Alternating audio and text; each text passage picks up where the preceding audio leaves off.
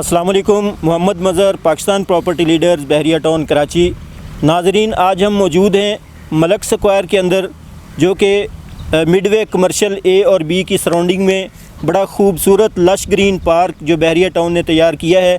तो आज हम डिस्कशन भी करेंगे जर्नल किस्म की मिडवे कमर्शियल के मुतल्लिक़ ही, जिसके लिए हमने आज इनवाइट किया है मोहतरम माजिद रसूल साहब, जो पाकिस्तान प्रॉपर्टी लीडर्स बहरिया टाउन कराची के अंदर हमारे सीनियर कंसल्टेंट हैं। हम इनसे जानने की कोशिश करेंगे कि why investment in midway commercial.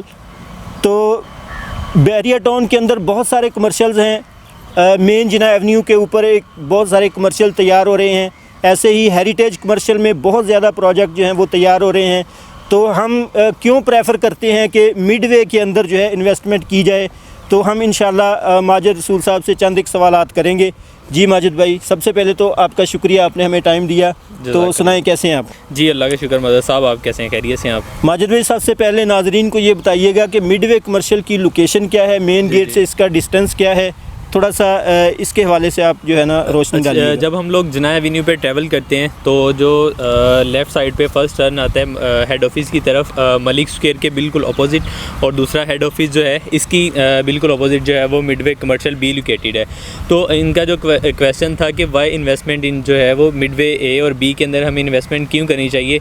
Already Jinnah Avenue मौजूद है और इसके अलावा हेरिटेज कमर्शियल है या थीम पार्क कमर्शियल का एरिया मौजूद है। तो हमें फिर भी ये कमर्शियल जो हैं ऑलरेडी मौजूद हैं, ये इनके होते हुए भी फिर इस तरफ मूव क्यों करना चाहिए।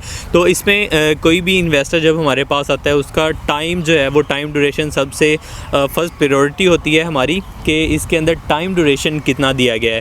तो मिडवे ए और बी के अंदर जितनी बिल्डिंग्स हैं विद इन जो है वो 6 और 8 मंथ जो हैं ये बिल्डिंग्स रेडी हो जाती हैं आफ्टर कंप्लीट डॉक्यूमेंटेशन। जो भी इसका ऑनर होता है इसमें पोजेसन और यूटिलिटी चार्जेस पेड करने के बाद इसकी सॉइल टेस्टिंग का काम जो है वो स्टार्ट हो जाता है। सॉइल टेस्टिंग के बाद विद इन जो है 6 और 8 मंथ के अंदर मिडवे ए और बी के अंदर बिल्डिंग्स जो हैं वो रेडी हो जाती हैं, क्योंकि ये ग्राउंड प्लस 6 बिल्डिंग स्टोरी हैं और बड़ी जल्दी जो है ये डिलीवर हो जाती हैं। तो मेन जैसे मैंने बताया कि टाइम जो है वो टाइम ड्यूरेशन के हिसाब से मैं इन मिडवे ए और बी को प्रेफर कर रहा हूँ कि हमें जो है वो इस वक्त इस टाइम के अंदर इन्वेस्टमेंट इस तरफ करनी चाहिए। अच्छा माजिद भाई, मिडवे ए और बी जो है कमर्शियल प्लॉट्स का साइज़ क्या है और इसमें कितने बिल्डिंग स्टोरी जो है वो आप बना सकते हैं? अच्छा, इसमें 133 गज़ का कमर्शियल दिया गया है, जिसके अंदर अगर आप सिंगल प्लॉट पे जो है वो ग्राउंड प्लस 6 बिल्डिंग स्टोरी बना सकते हैं, और इसके अलावा अगर 2 प्लॉट्स आते हैं तो फिर उसके अंदर जो है वो ग्राउंड प्लस 8 बिल्डिंग स्टोरी जो है वो हम बना सकते हैं। इसके अंदर हमें बेनिफिट किस तरह से है कि हम अपनी कॉस्ट को जो है वो किस तरह से कम करते हैं, क्योंकि एक प्लॉट पे सेम कंस्ट्रक्शन जो है उसकी सॉइल टेस्टिंग वगैरह, उसकी मैप अप्रूवल ड्राइंग पे सेम ही कॉस्ट आती है। अगर हम वही कंस्ट्रक्शन जो है वो 2 प्लॉट्स पे होंगे करवाएंगे तो ये हमारी कॉस्ट जो है वो इस तरह से कंस्ट्रक्शन का रेट एक तो कम आता है, और दूसरा हमारा जो है इसके अंदर बैरियर की डॉक्यूमेंटेशन पे जो ड्यूज़ आते हैं वो भी कम होते हैं। माजिद भी 133 गज़ का जो आपने प्लॉट बताया है मिडवे ए और बी कमर्शियल में, जी, तो इसके इस वक्त रेट्स क्या चल रहे हैं? पूरे प्लॉट का रेट इस वक्त जो है वो कितना चल रहा है? यहाँ पर जो मिडवे कमर्शियल बी है इसके अंदर जो रेट्स हैं इस वक्त वो तकरीबन 4 करोड़ से लेके 5 करोड़ तक की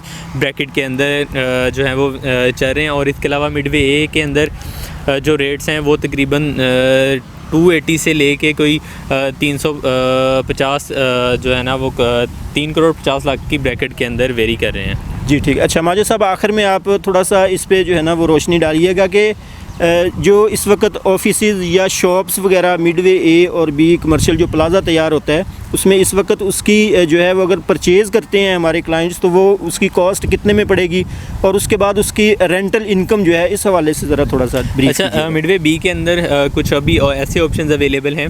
रिसेंटली कुछ बिल्डर्स ने प्रोजेक्ट्स दिए हैं, उसके अंदर आपको 350 400 इस तरह के डिफरेंट साइज़ के जो हैं वो स्क्वायर फीट के ऑफिस अवेलेबल हैं। इनके अगर हम रेंटल वैल्यू की बात करते हैं तो तकरीबन 20 से 25 हज़ार इनकी रेंटल वैल्यू होगी। और स्मॉल इन्वेस्टमेंट है रेडी ऑफिस के अंदर। बिल्डिंग जो है वो नियर टू 3 या 4 मंथ में ये रेडी हो जाएगी। मिनिमम जो अगर हम ऑफिस साइज़ की बात करें वो 300 के स्क्वायर फीट के भी ऑफिस अवेलेबल हैं, और कम से कम है, और मिनिमम मैक्सिमम अगर हम बात करें तो 1400 स्क्वायर फीट के भी ऑफिस जो हैं अवेलेबल हैं। जो बड़े ऑफिस हैं इनकी रेंटल वैल्यू 40,000 भी है, 60,000 भी है और 80,000 भी है। जी बहुत शुक्रिया माजिद साहब। जी हाँ नाजरीन, इस वक्त मिडवे कमर्शियल जो है ये एक बहुत बड़ा कमर्शियल हब बनने जा रहा है। तो अभी वक्त है इसमें अपनी इन्वेस्टमेंट की करें, अपना प्लॉट ख़रीदें, उसके ऊपर अपना प्लाज़ा खड़ा करें और अपने फ्यूचर के लिए, अपनी फैमिली के लिए एक बेहतरीन इनकम का जो है वो ज़रिया बनाइए। तो मुझे माजिद रसूल साहब के साथ इजाज़त दीजिए।